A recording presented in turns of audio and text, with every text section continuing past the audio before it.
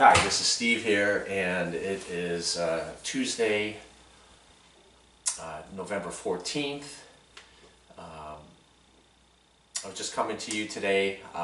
Every year, we all have New Year's resolutions, and for some, they don't fulfill them because either they get distracted or they just give up, whatever reason. I know life is busy.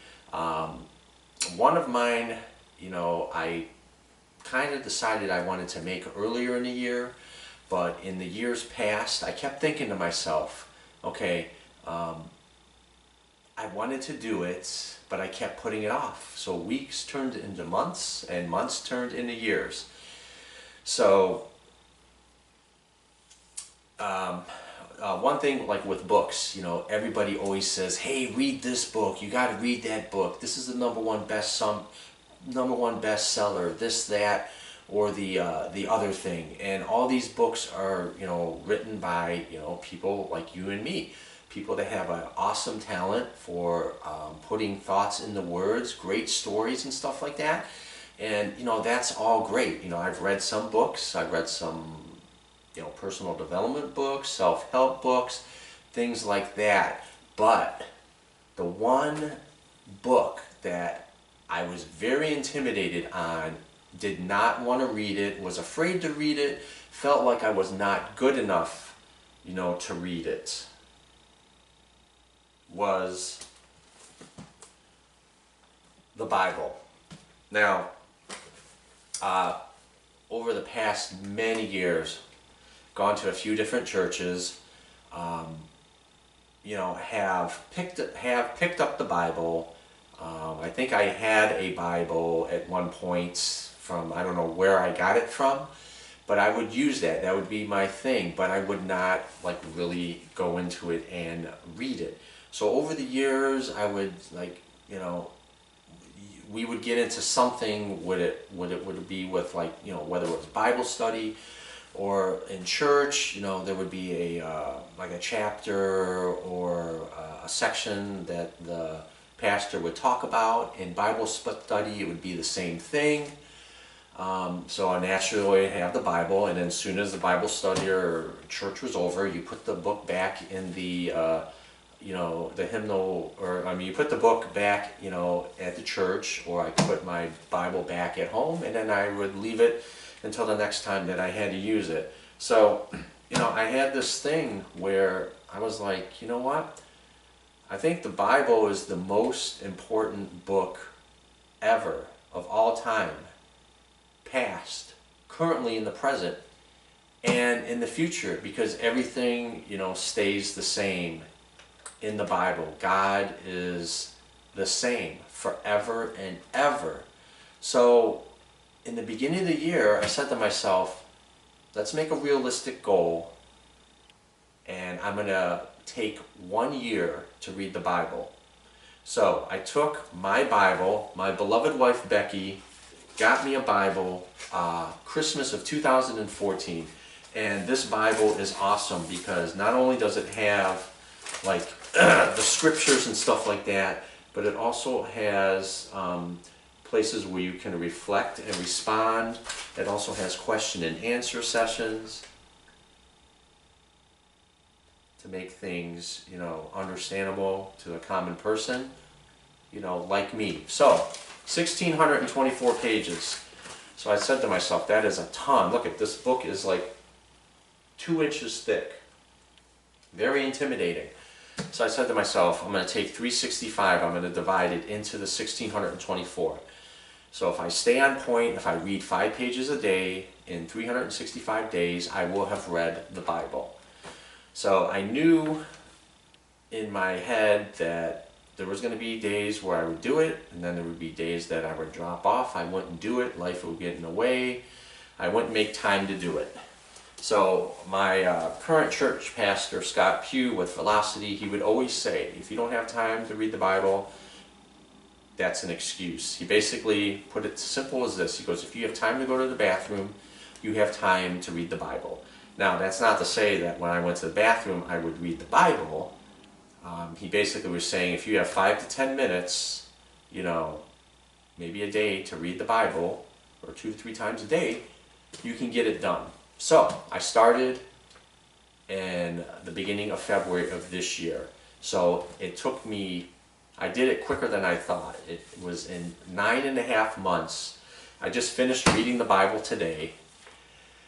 And, you know, I can say there were some things in the Bible I did not understand, but I read it from Genesis all the way to Revelations. And, you know, it was very incredible.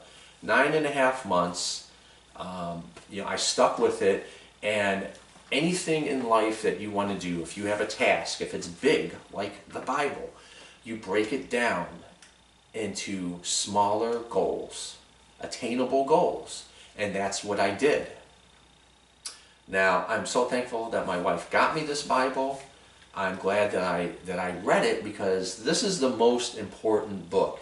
Everybody always says, you know, like, where do I go for like a moral type of compass, or, you know, I mean, it's great to talk with other people about problems and getting solutions and stuff like that, but you know, God is like, you know, if you want to know about like what your purpose is in life, read the Bible, okay?